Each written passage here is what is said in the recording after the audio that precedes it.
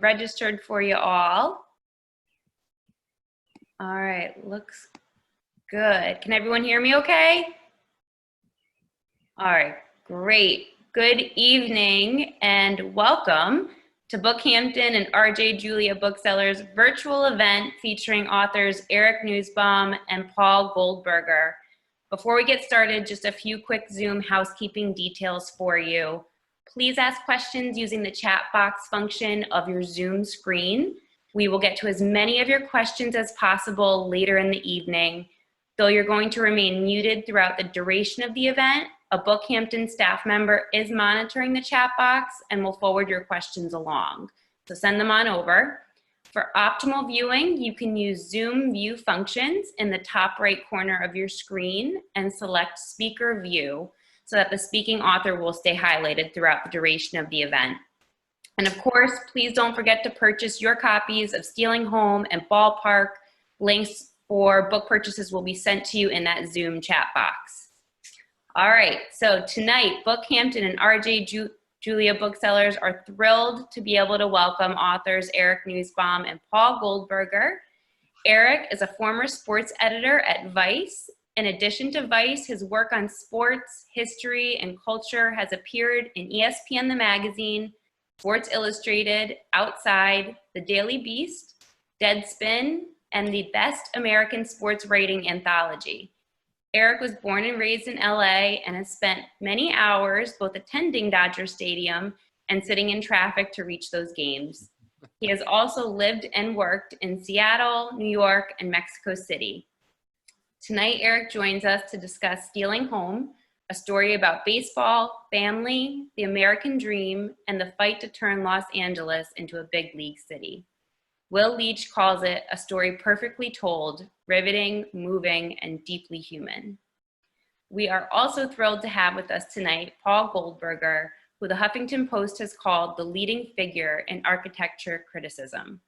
Paul's book, Ballpark, Baseball in the American City, brings us an entirely new look at the history of baseball. Paul is a contributing editor at Vanity Fair who began his career at the New York Times, where he was awarded the Pulitzer Prize for Distinguished Criticism for his writing on architecture. Later, and for 15 years, he was architecture critic for The New Yorker. He is the author of many books, most recently, Building Art, The Life and Work of Frank Gehry, and Why Architecture Matters. He teaches at the New School and lectures widely around the country on architecture, design, historic preservation, and cities. He and his wife live in New York City. Without further ado, please welcome Eric and Paul. Thank you so much, Dana. Eric, thank you very much for doing this. I'm really excited that we're talking about your book, actually, which here it is, which I really have loved. Good, okay. It's an extraordinary kind of baseball book because its entire premise is about the intimate connection between baseball and cities, baseball and place, and baseball and really the life of a city. And for me, it's one of the most revealing books about Los Angeles in the 20th century and all of the various forces that have played on that city, have shaped that city, have given it its character, and the intimate connection between this extraordinary history and baseball. I also love the idea of tracking the history of a city and all that it means in terms of community and people by looking at a piece of land and analyzing that chunk of acreage and what it has meant over really the whole 20th century, I think we could say. So Eric, why don't we start by just having you tell us why you grew up in Los Angeles. You went to Dodger Stadium as a kid. Lots of people grew up in Los Angeles and went to Dodger Stadium as kids. They didn't write Stealing Home. What led you, as somebody who's written about sports, covered sports a lot of your life, to write this particular story and a story that by its very nature is about the connections between baseball and everything else. I mean, this book is at once all about baseball and yet all about everything else too. All right. Well, thank you for the kind words. I feel like a undercard after hearing your bio read out loud. So the book is sort of kind of all of me, I suppose, and my life and career up to this point. When I was in high school, a man named Frank Wilkinson spoke to my U.S. history class. I write about this in the prologue of the book. And he had been a housing official in Los Angeles who was blacklisted in the Red Scare as a communist. And he was really there to talk about McCarthyism. But his role in this very ambitious housing project that was slated to stand where Dodger Stadium currently does was what piqued my interest in this story. And I would say that as I kind of grew into my career as a writer and sort of started to read more and understand the world, this story came to represent the intersections of all my interests. You know, I was interested in history and in politics, and I was interested in baseball and in sports. And as I began to write more about baseball, I became less interested in who wins and loses and more interested in sort of what it all means, I guess. Well, and indeed, that this is a book about that, and it's not about the, you know, it's not another trite baseball as a metaphor for the rest of life. It's baseball as an intersection with the rest of life, we might say, actually. And I mean, it is extraordinary to think that Dodger Stadium is kind of built over the grave of McCarthyism. I mean, if that isn't an overly dramatic way to put it. I think it's fair. I think McCarthyism, I think it's built on the grave of, it's built literally over 3 thriving communities that were ripped out to build a public housing project. It's built literally on the first Jewish cemetery in Los Angeles. Mm-hmm, mm-hmm. Well, it's built on a lot, you know, it's built on Tongva land. It's really, truly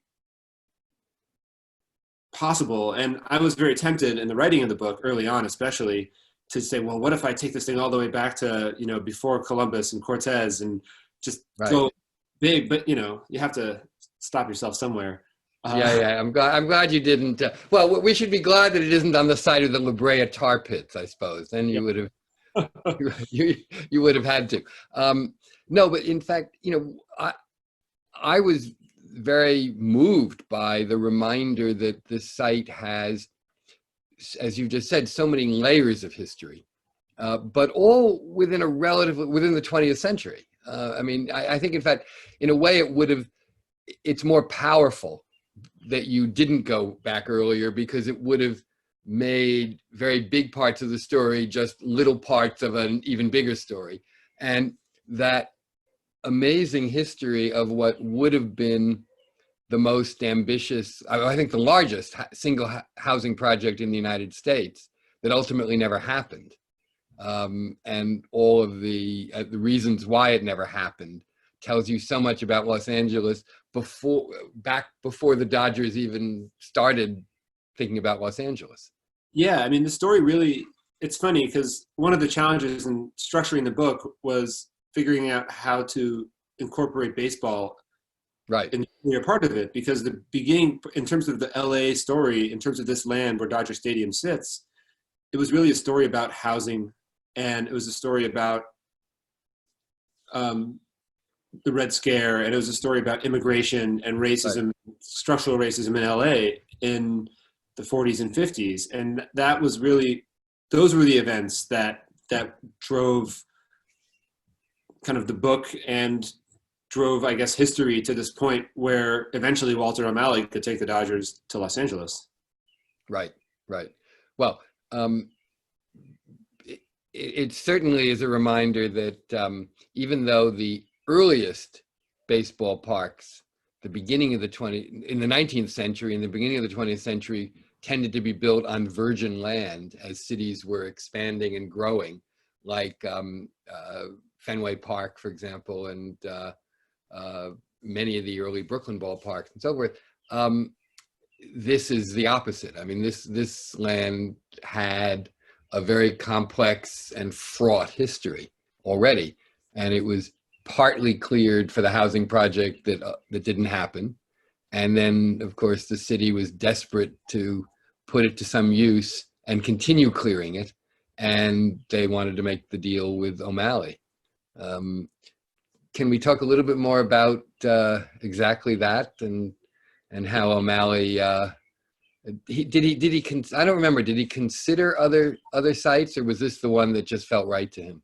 This was the one that drew him to come to LA in the first place. So Okay, right. the land was cleared out, for like the brief history. The land was mostly cleared out by 1952 or so, but a few Right. families that lived in these communities, Palo Verde, La Loma, and Bishop, had refused to leave because they were ostensibly kicked out to build a public housing project. Right. The public housing project was then canceled. So these residents said, well, Canceled because of actually pressure from the right, absolutely. which considered it to be an exercise in socialism, which Yes. Los Angeles didn't want. Right.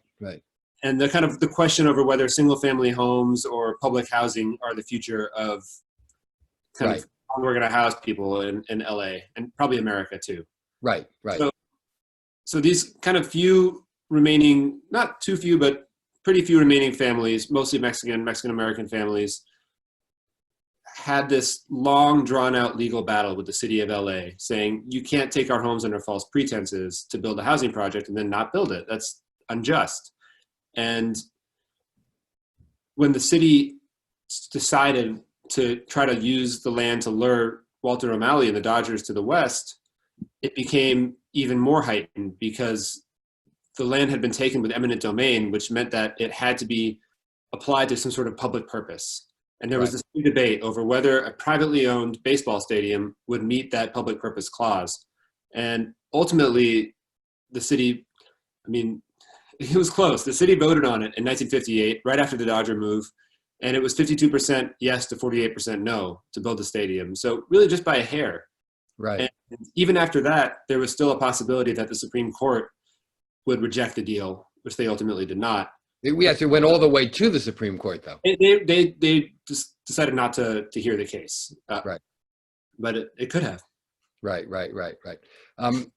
But as a result of all that, of course, the Dodgers spent not 2 years playing in the LA Coliseum, but 4 years. Yeah, the worst place to play baseball. Back. Imagine. Yeah, exactly. Which was one of the worst places imaginable to play baseball. But then somehow, despite all of this fraught, intense political history that had such a tragic human cost, they ended up with a very good ballpark. Yeah, so the dual kind of forces at play are, one, Walter O'Malley has this really, I think, underrated, kind of underappreciated vision historically to build a baseball-only, modern, spacious, family-friendly ballpark. And he wants to change the way that we think about stadiums and the way that we think about the experience of baseball.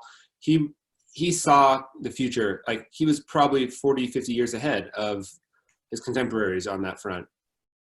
But at the same time, before he can start digging, the city has to forcibly evict some of the final residents.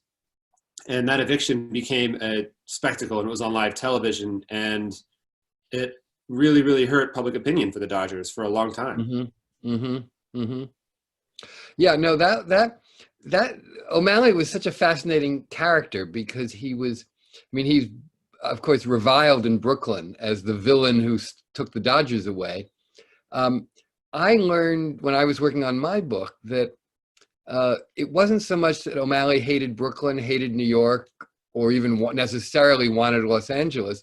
He hated Ebbets Field, most of all, and which does not mean he was therefore right. Of course, I mean, we all love the memory of Ebbets Field and think on that level he was crazy, but he was not totally crazy given the limits of the vantage point of the early 50s, when Ebbets Field seemed dirty, dark, impossible to renovate, in the wrong neighborhood.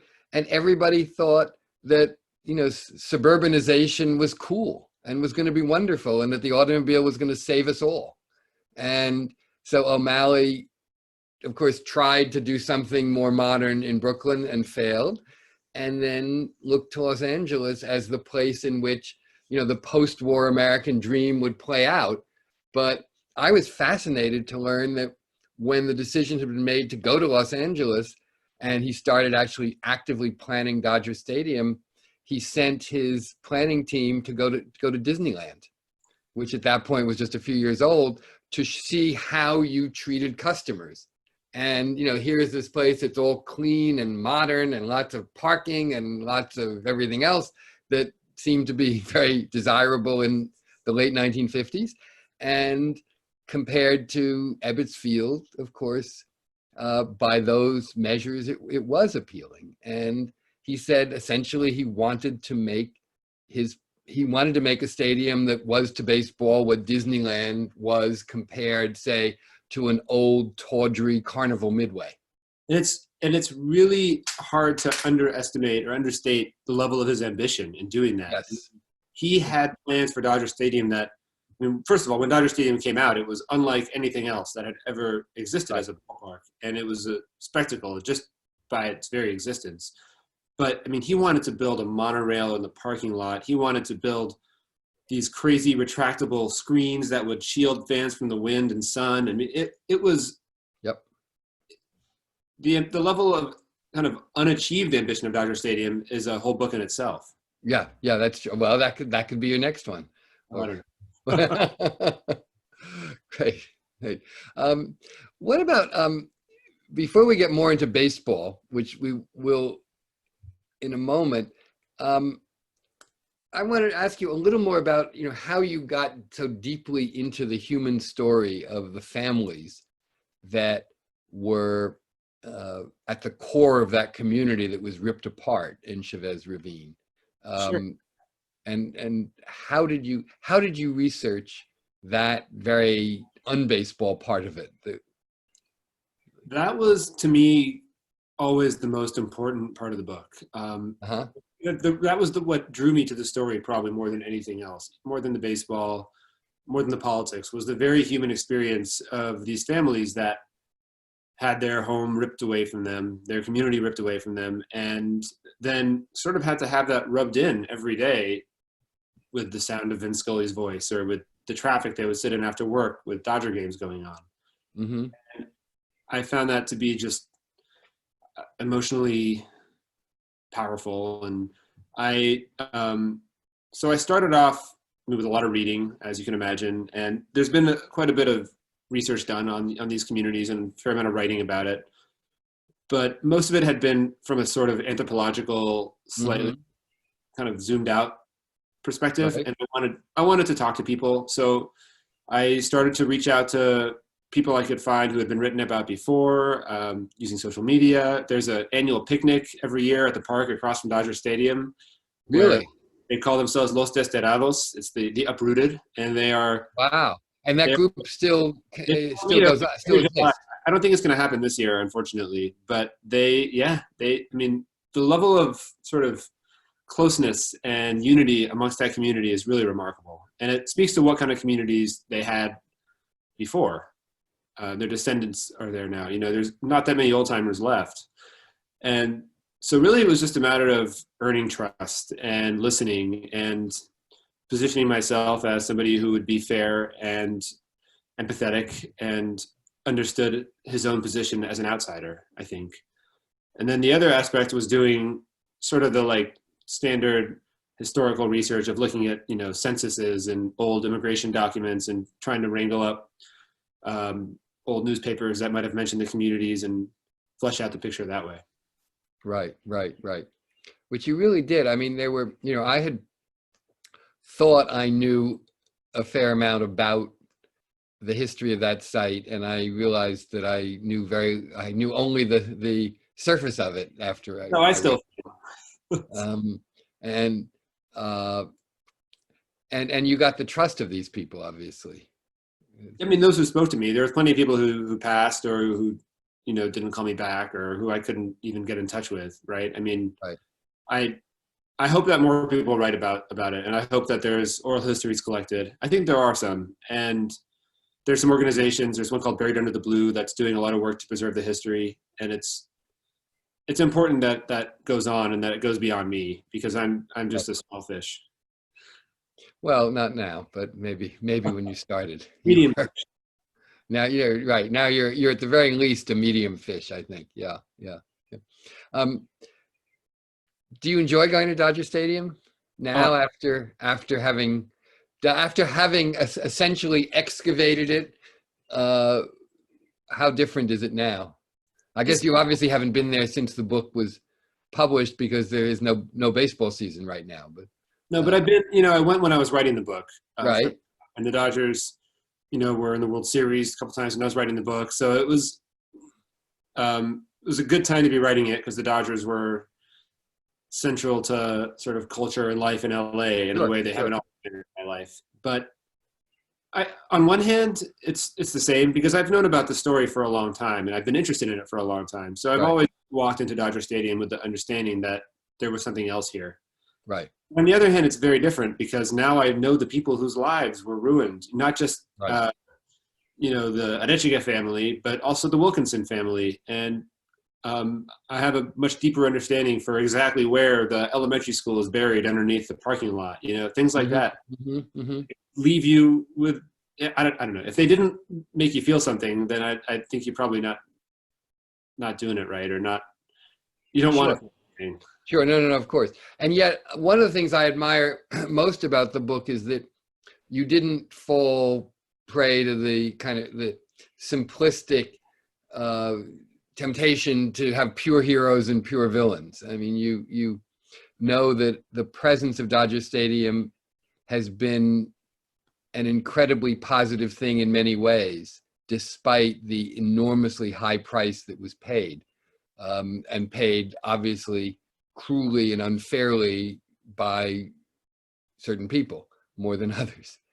Yeah, absolutely. I mean, in the book, ultimately kind of money and power went out over both sort of these communities that really embodied the American dream and the sort of, you know, bootstraps vision for the country, and over big, bold, progressive ideas at the time. Both of those things get squashed. Right. And when I was writing the book, it struck me as it struck me that it would be too simple to say there's a clear bad guy here, because there wasn't. You know, it's much more tragic than just the Dodgers coming in and kicking out a family. If the story was that's my point. Yeah, the story was that simple, it wouldn't be worth a book, probably. The story is really about sort of systems, and it's about power and how these things kind of build and coalesce over years into, and the way that individual lives are sort of thrust up against the rocks and how people respond to that. Yep. No, I think that comes through very, very powerfully and very movingly. And also with the housing project, that's the prequel, so to speak, to all this, the earlier chapter, where there was great idealism, and yet today, I'm not sure any of us would think that an immense housing project of 13 towers by Richard Neutra, however good an architect he may have been, is exactly the way to build a city or solve a city's housing challenges. No, I mean, it clearly wasn't. I mean, there was good reason to build, you know, to argue for public housing in Los Angeles, but you know, Robert Alexander was Richard Neutra's partner in designing Elysian Park Heights, as it was going to be called. And later in his memoirs, he wrote about going through the communities and basically kind of planning this really ambitious housing project and they believed in public housing. You know, they were very progressive architects, but he had this thought, and maybe it wasn't a thought that really occurred to him until later, but maybe he had it at the time and just kind of went with the flow, which was that all the things that they were planning for, all the sort of modernist ideals of what housing can be with open space and community and sort of the civic vibrancy were already there. Right. That those communities already had those things. I mean, some of them were underserved by city services. That's absolutely the case. And some of the buildings weren't up to code, perhaps because they had been underserved by the city. But the spirit of what Neutra and Alexander were trying to generate, it already existed. And there was some sort of something tragic about kicking that out to just recreate it in a, white man's. Right. But this was a decade, almost a decade before Jane Jacobs. Yes. It was before Herbert Gans had written The Urban Villagers, which documented essentially the same thing at the North End in Boston, and before our whole consciousness changed. And it's actually really interesting on that note, even amongst the public housing advocates in LA. So the initial renderings were for bungalows, 2-story garden apartments, and kind of a low village. But because of the way the soil was in those hills, a lot of that land wasn't buildable. So they switched to building these towers. And when it became clear that they were going to have to build towers, the project lost a lot of support because West Coast LA housing advocates thought it would have been cruel to make people live in high rises. They were so attached to the notion of kind of living, the way that California lives in the imagination, that they didn't want to subject anybody, even people who they thought of as probably lesser. It was a very paternalistic time to living on the 12th floor, of an apartment building. Right. Yeah. No, in a way, it was one of the many ways to sort of look at the legacy of this is it was in part defeated by the LA dream of the single family house, that everybody gets a single family house. It's just smaller and less well located if you're poor. I think that's pretty much what happened. Which, right, exactly. Behind those developments were the forces that, ran the Red Scare kind of McCarthy campaigns to defeat housing. Right, because it was communist and socialist and what have you. In the view of the LA Times, which played a very big role in defeating it, actually, in fact. Absolutely. Yeah. Let's get back to baseball for a little while now. What do you think about the absence of a season right now? And can I ask you, as somebody who observes it closely, what you think is going to happen, or should happen, or could happen? I think anything could happen. I think they'll come to a deal, but I also think that they probably shouldn't play. It seems hard to imagine them pulling off a season safely with travel, with the amount of the amount of cases in places like Florida and Texas and Arizona. There's so many hurdles. The Blue Jays want to play in Toronto, but the Canadian government is telling them not such a good idea. So they would move to spring training, their spring training site in Florida, and Florida is the worst place in the country right now for COVID. So I have a hard time seeing how it's worth it. But there's money on the table, and when there's money to be made, anything can happen. Right, as your book makes clear. Yeah, that's true. Yeah, right. Exactly. What do you think? So, what do I think? Well, I'm saddened because they've both. Well, nobody's come out of it looking very good, I think, and particularly the owners have not come out of this situation looking very good. And I think if there were truly money to be made, something would have happened, actually. I think the problem is not that there's money to be made, but there's not enough money to be made. Yeah, that might be. Yeah, and that's a big reason everybody's fighting over an incredibly shrunken pie right now, and forgetting all of the high-minded talk about baseball's obligation to American culture and American society. That's actually one of the themes in the book, right? It's sort of so I'm skeptical about that kind of talk, and I'm skeptical about the idea that baseball has that role to play, because I think that the notion of baseball as a national pastime, as this special patriotic thing, has often been a sort of purely business play by savvy owners and merchandisers. Going back to the Abner Doubleday myth and Albert Right. Spalding perpetuating it to sell sporting goods. Yep. Exactly. No, one of the things that was fascinating for me in working on my book was discovering how little things have changed, even though everything has changed, and that it has always been a business. Although who was it who said, it's too much of a sport to be a business and too much of a business to be a sport? I've heard. I don't remember who said.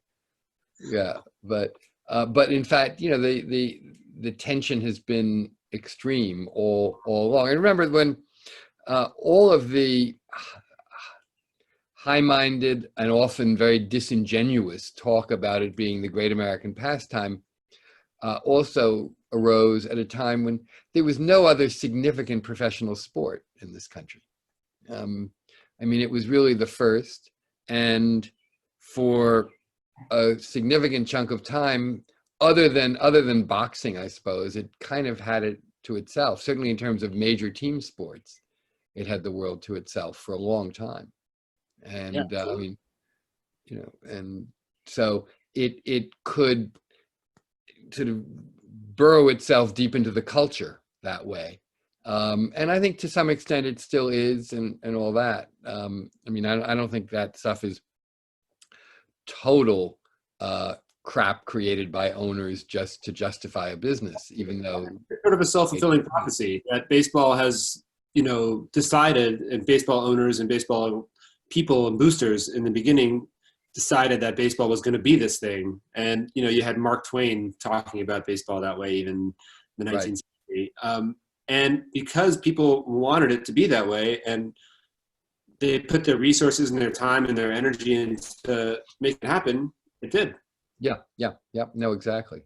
No, it is an amazing, amazing history. I found that that it is simply impossible to separate out the history of this game from the social and political history of America.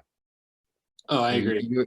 Your book makes that intensely, overpoweringly clear in one slice of one piece of geography over one period of time.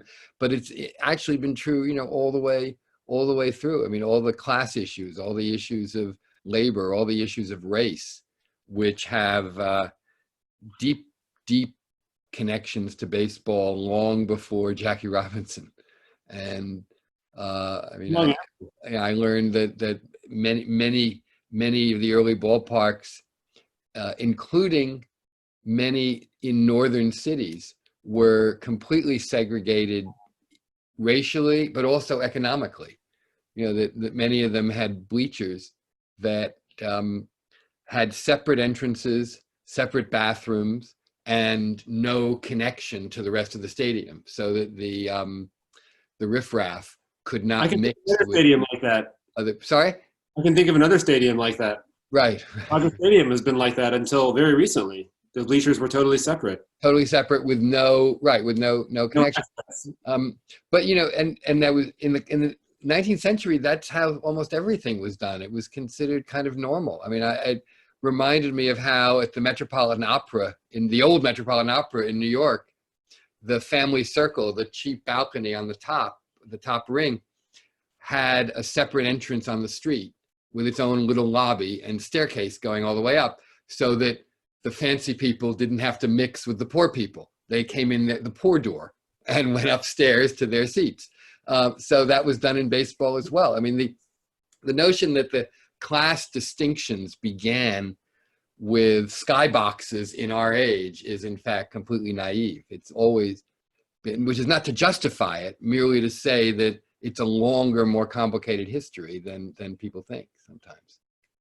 Oh yeah, to bring it back again to Dodger Stadium, when O'Malley was building the stadium in the 60s or 50s and to open in 62, he specifically wanted to create an environment where celebrities and wealthy people could come and be feted and feel Yeah. like celebrities and wealthy people, and then be seen from a distance by the masses, but not have to mingle with them. I mean, that was a big part of his marketing strategy. Yes. In fact, my favorite detail that I discovered working on my book was that O'Malley actually studied the possibility of having the various skyboxes on the top level be drive-in.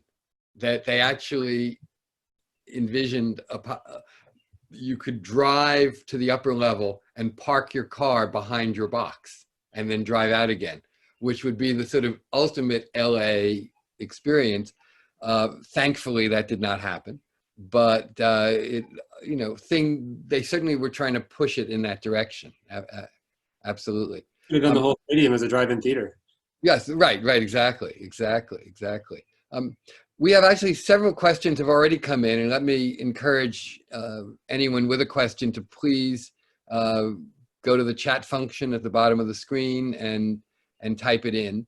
Let me start with one that actually is very specific to the story of Dodger Stadium, and Roz Wyman, who's somebody that you've written about, I think, is part of the story. What was her role in changing the housing project to a stadium, or did she get involved after that decision? It actually didn't get changed to a stadium. The housing project stopped, and then the stadium came later as the city was trying to figure out what to do with this mostly but not entirely cleared land, right? Yes, that's right. And so Roz Wyman was a city councilwoman in Los Angeles, a historic city councilwoman. She was elected in 1953 as a 22-year-old woman.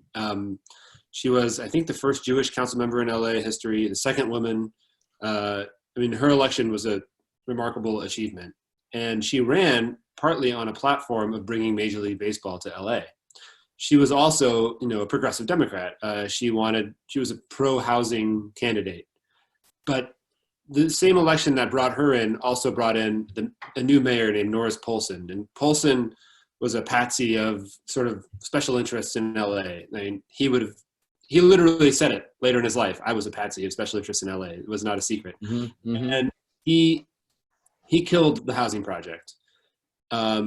So really, Roz Wyman's role was to bring the Dodgers in, and then it becomes murkier when it comes to the evictions of the Arechiga family. She was extremely, I'll say it, she was unsympathetic to their plight. She didn't care about their stance and about their kind of idea that they were going to stay in their home and fight. She wanted them out. She was totally invested at that point in the Dodgers coming. 100%. The first piece of legislation she proposed was about putting pro baseball in the Coliseum on an experimental level before the Dodgers even came. She was thinking about this stuff from the beginning. And, when Walter O'Malley ends up, opening the park, he gives the only key to the stadium to Roz Wyman. Wow. Amazing. Here's another question. Would the Dodgers have moved if the New York Giants had not concurrently moved to San Francisco? No, I don't think so. They couldn't have moved to LA at least. There was kind of a mandate, I think, from the league that they had to go together.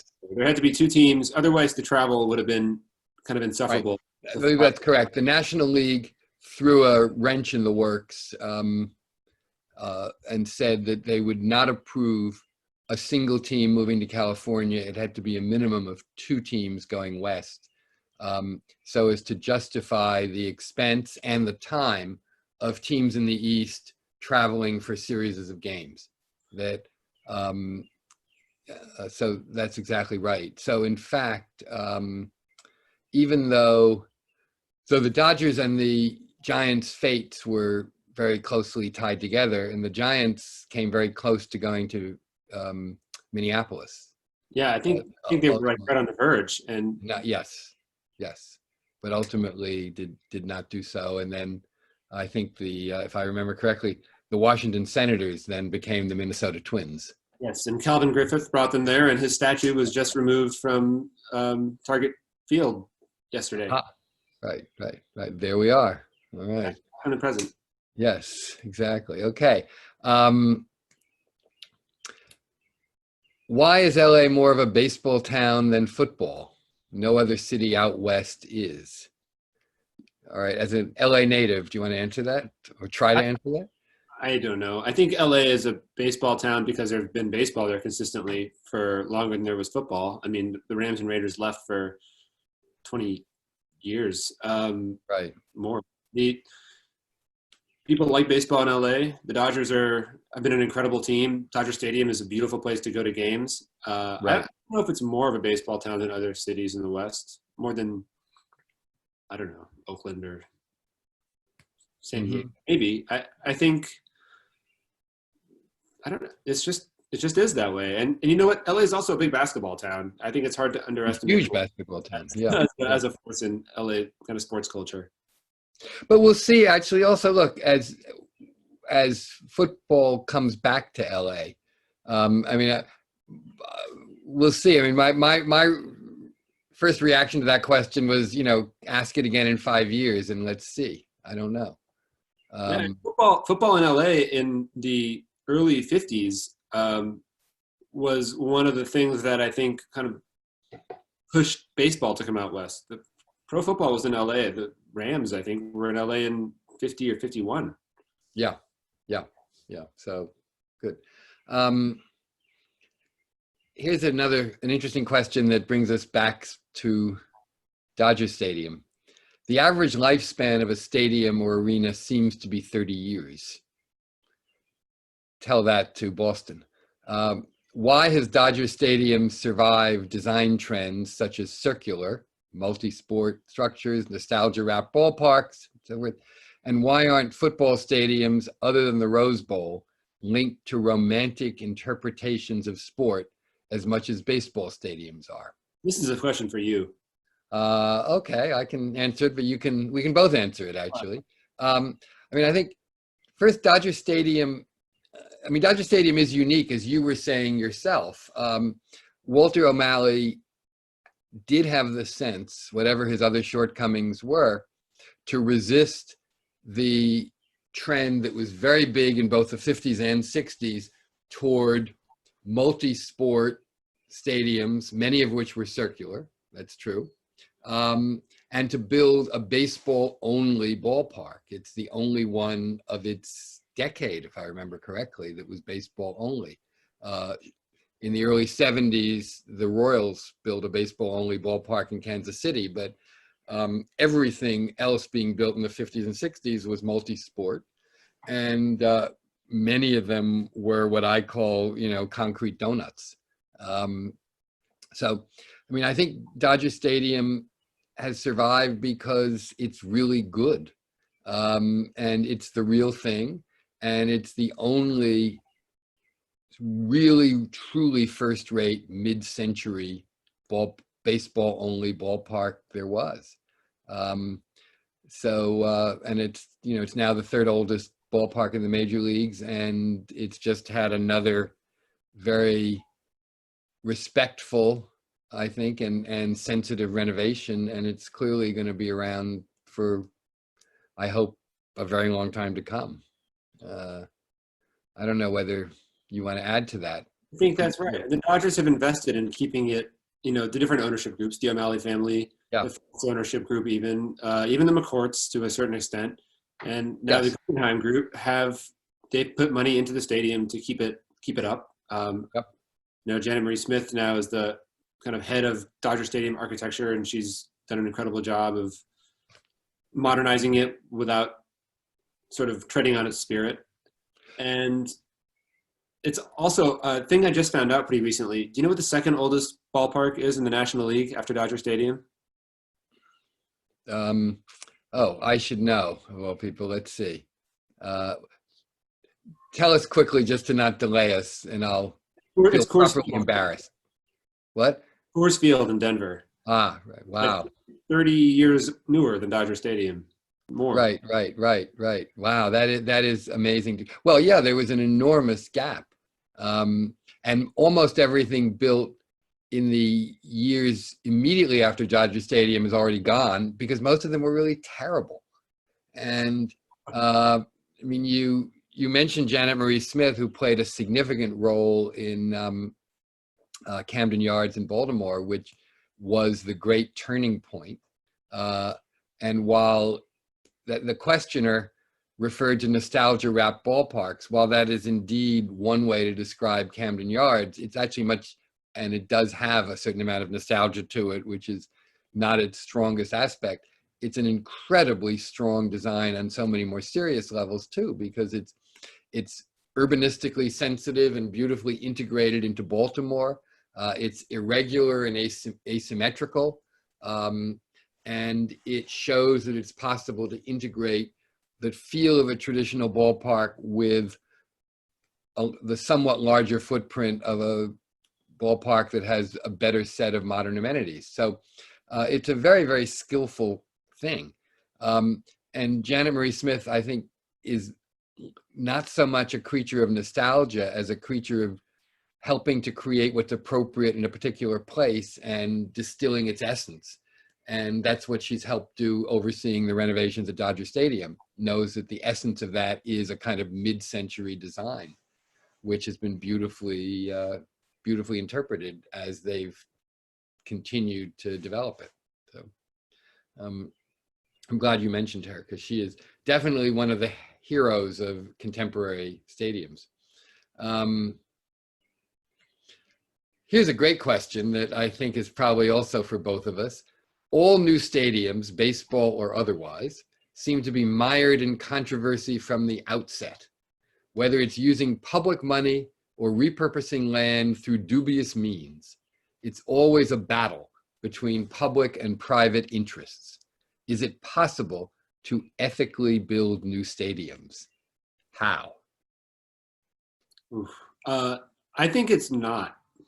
To be quite honest, at least not if they're not replacing old stadiums. I mean, it's something I've been thinking about a lot lately as I've discussed this book, and people have asked me about what's happening in LA, where there's a new football stadium being constructed, and Right. where probably going to be another basketball stadium constructed in Inglewood very soon by the Clippers. And I'm thinking to myself, LA has, if you count Anaheim, which we can count because the Angels call Right. themselves an LA team, they have two baseball stadiums. They have a hockey basketball arena in Anaheim. They have Staples Center. They have the Rose Bowl. They have the Coliseum. They have the Home Depot Center. It's not called that anymore, but where the Galaxy play. They have the Bank of California Stadium for soccer next to the Coliseum. They have Forum still standing. They have the new Inglewood football stadium. And now they're going to have another new Inglewood basketball stadium. There's too many stadiums in LA. I mean, this is a city with a huge shortage of housing and a lot of other problems. And it's crazy to me that it's easier for stadiums, even as they are mired in controversies, they get built. It's easier to build those than it is to build things that cities actually need. And until that changes, Right. I don't think there's necessarily an ethical way to build new stadiums. But and that would, the corollary to that, I suppose, would be, at least in baseball, taking care of the ones we have. You know, the thing that I find the most tragic event of the last generation or so is the loss of Tiger Stadium in Detroit. You know, you can't truly forgive the loss of Ebbets Field, but on one level it's easier to understand, because in the 50s, our consciousness of all these issues was so much less than it is now, just as our understanding of the implications of suburban sprawl and the automobile is so much less than it is now. You can sort of understand where Walter O'Malley's head was. But by the time the Tigers were ready to build Comerica Park and move in 2000, I mean, by then we knew better. And that was, you know, a great, extraordinary American ballpark that opened in April of 1912 on the very same day that Fenway Park has opened. Fenway Park is arguably one of the most beloved things in all of Boston, in all of New England. There was a rich history and a lot of wonder to Tiger Stadium, and we could have had it. So part of it, I think, is about caring for what you have and protecting it. But I mean, it's a very interesting question. Is it possible to ethically build new stadiums? Because some of it does have to do with land and what other purposes it can be put to, and a great deal of it has to do with money and what other purposes that can be put to.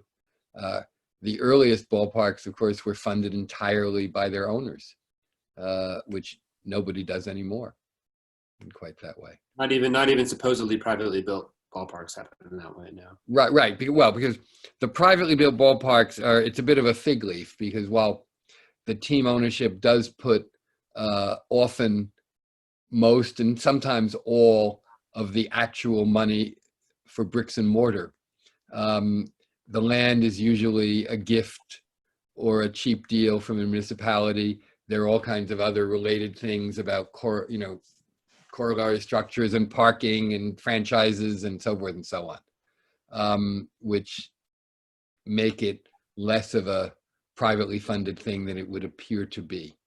There's a questioner who asks, what's next for you? Is there another stadium you're passionate to explore and write on? I'm not sure what's next, but I don't think it will be another stadium book.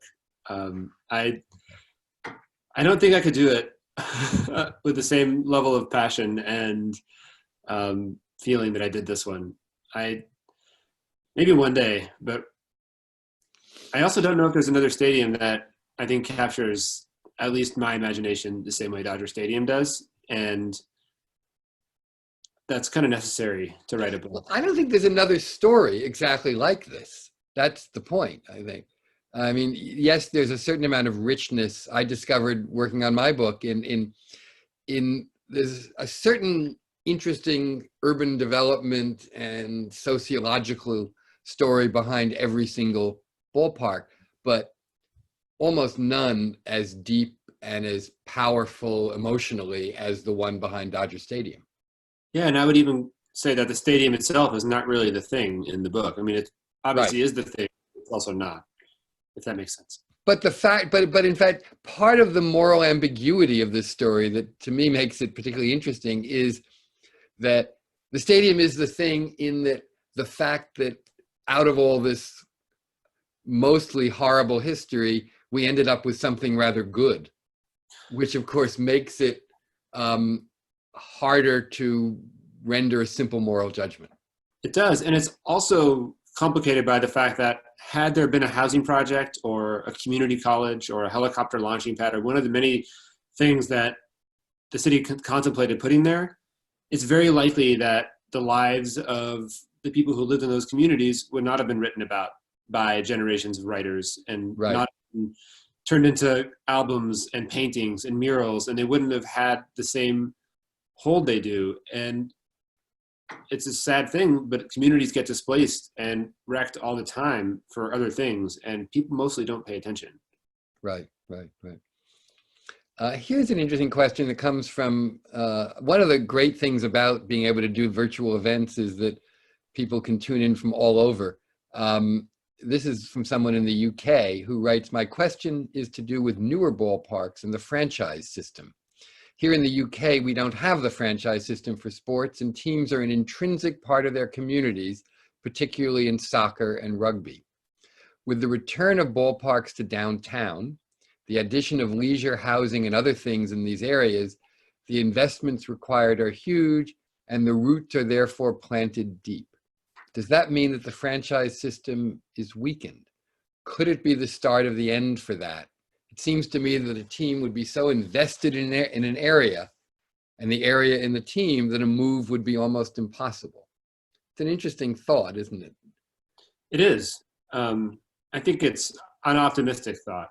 I mean, teams will always take the best deal, and it seems like owners are willing to uproot those things if they get what they want. I mean, you're right. Owners are generally will follow the money before anything else. But let's look at, say, something like Oakland, where the team, the Oakland A's are now playing in the only combined football, baseball stadium from the 60s that is still active.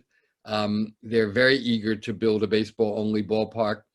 After a couple of false starts, they have a site downtown on the waterfront at Howard Terminal.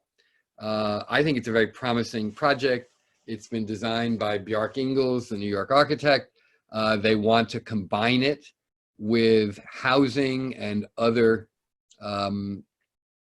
things, and they will be the developers of all that stuff, which in effect will subsidize, theoretically, their investment and allow them to actually build the ballpark.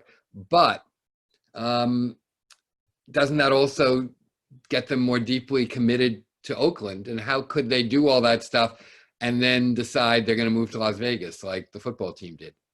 I mean, we'll see if they do all that stuff. I think we're still not there yet, and I hope they do. But I suppose, yeah, in that situation, sure. But most of these stadiums are taxpayer gifts ultimately, and Right. The game is always leverage, right? I mean, the Texas Rangers we're supposed to open a new ballpark that would have replaced their 20, 30-year-old perfectly good stadium, a mile away or even less this year. The Braves just did this in downtown Atlanta. They moved to the suburbs.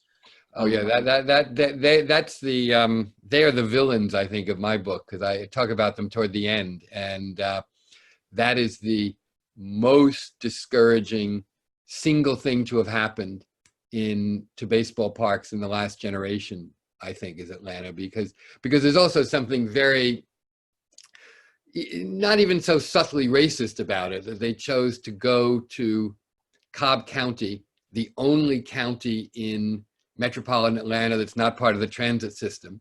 And basically they're saying the only fans we want are upper middle class fans who live in the suburbs and come in their cars.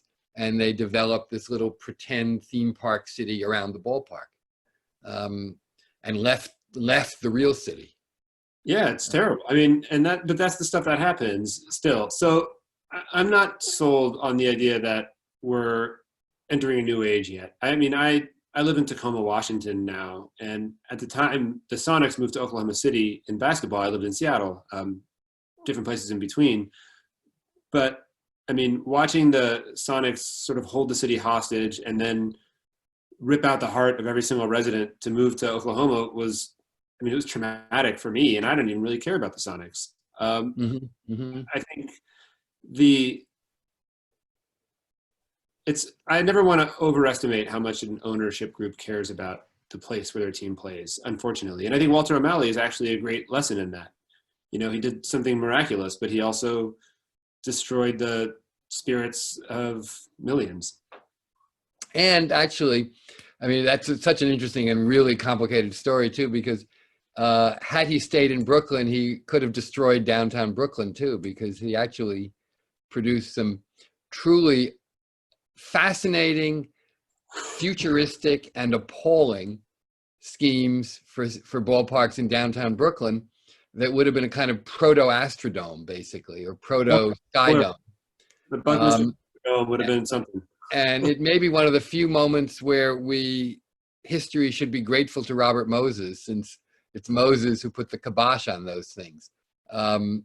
It shows you that everything is more complicated than we think. We actually have more questions, but we are at the official adjournment time, and our friends at BookHampton and RJ Julia have reminded me that we are not supposed to go over. So we can gather again some other time and do it a second time, but we need to adjourn at 8 o'clock. So thank you everyone for being here. Again, there are links to buy the books. If you are interested, we would be thrilled, as would the hosts, the bookstores. And I want to ask everyone to please join me in thanking Eric Nusbaum for being with us to mark his new book, which is an important and meaningful read, which gives a whole new dimension to the complexities of this story. So thanks to everybody for being here, and come again. Thank you. Thank you. Thank you all. And yes, Stealing Home and Ballpark can be purchased on our websites, BookHampton or RJ Julia, or by coming into the store. Finally, yay. Makes a great Father's Day gift or just a gift for yourself to read while you're spending some time for you. Happy reading all, and thank you for being with us. Good night. Thank you. Thank you again. Thank you, Paul. Have a good night. Thanks, Eric. You too.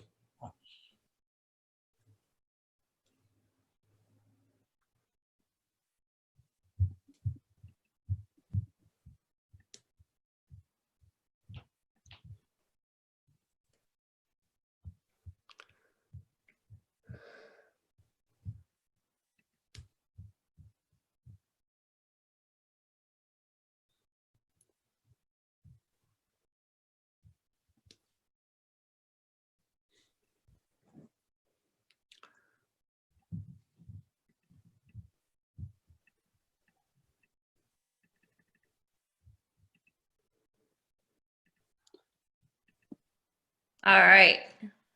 Okay. That was wonderful. I wish we could have gone on longer. I know. I'm always a little torn with things like that. I mean, I think it's good to keep to a schedule probably, and it's nice to leave people wanting more.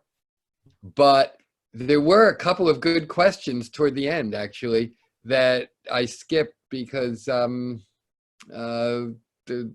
we ran out of time. That's all. These were great. I was really impressed with them. Yeah. They were serious, thoughtful questions. Yeah. One that came in from the UK was actually quite interesting. It was, when it first came in, I saw the reference to UK and soccer and rugby. I thought, oh, this is going to be too arcane. And then I realized it was not at all. It was a very specific question that raised an interesting point about, American sports. Yeah. And no, it was great. And it made me think about that because I had not thought about that issue. I mean, I agree with you, Eric, that at the end of the day, the owners will go where they can make the most money. But in Atlanta, for example, the team developed that whole theme park crap around out in Cobb County, and it's obviously because they're smart enough to know how to do these things. It's a separate corporation that is owned by the Braves. So if they ever left and some other team came in, they would still own all that real estate. But nevertheless, it does sort of anchor them in a certain way, even though it anchors them in the wrong place. It nevertheless anchors them. That's kind of interesting. I mean, I think I probably came off more cynical today than I would have come off another day, but I'm feeling a little bit cynical about it right now. That's all right. You want to, you're a tough author. You have to be cynical. I gotta have that. I got the brick wall. Right. I gotta live up to it. Exactly. Right. Exactly. All right. Good. And Emma's only muted because she's got some construction happening, but she sent a message in the chat box about someone loving the mix of baseball and ethics. That's very nice. Yeah. Good. No, it's great. I'm pleased. I'm glad you guys are pleased. Good. We're thrilled to be able to have stolen some of your Friday evening. Thank you both so much. Well, if it sells a few books and helps for Father's Day, that's all good, right? Absolutely. Good. And we'll do it in person. Sorry? Maybe we'll do it in person one day. I hope so. Yeah. Look, I hope to do anything in person one day. Yeah. I mean, it's so, insane right now. I mean, we're living out here, as I said, and we have several good friends who have our neighbors and have houses here who also live in the city, who are all here as well. And it's like we can't see each other. I mean, it's like your good friends are down the street and 4 blocks away and this and that, and nobody sees anybody. I mean, we're all being like really good, but it's frustrating. So anyway, all right. But I do hope we meet in person, and we look forward to being back in the days when we start going places again. Yeah. Good. All right. Eric, thank you. Listen, have a safe drive home to Tacoma. Thank you. Thank you for making Montana work. Oh, no, I'm happy. This has been great. Great, I would have made good. it. I really enjoyed it too. Thank you. All right. Both Paul and Eric, thank you so much. Okay, thanks a lot, and see you again. Have a great weekend. All right, you Good too. week, Thank everybody. you. Bye.